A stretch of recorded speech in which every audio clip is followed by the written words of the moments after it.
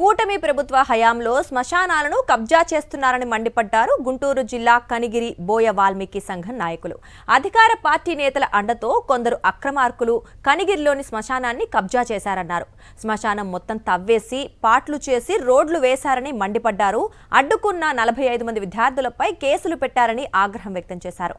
తమ శ్మశానాన్ని కాపాడాలంటూ మంగళగిరి అంబేద్కర్ సెంటర్ వద్ద నోటికి నల్ల రిబ్బన్లు కట్టుకొని నిరసన తెలిపారు. కబ్జాను అడ్డుకోకపోతే రాష్ట్ర వ్యాప్తంగా ఉన్న 45 లక్షల బోయ వాల్మీకి కులస్తులం ఆందోళనను ఉధృతం చేస్తామని హెచ్చరించారు.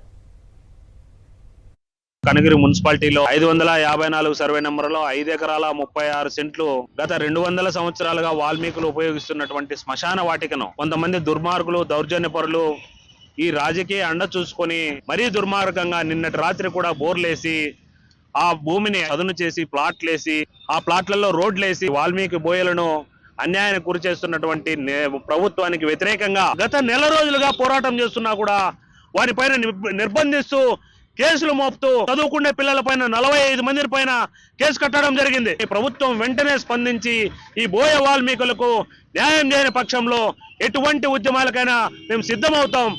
రాష్ట్ర వ్యాప్తంగా ఉన్న 44 లక్షల మంది వాల్మీకులందరూ కూడా ఐక్యంగా పోరాడతాం. ఈ విషయం పైన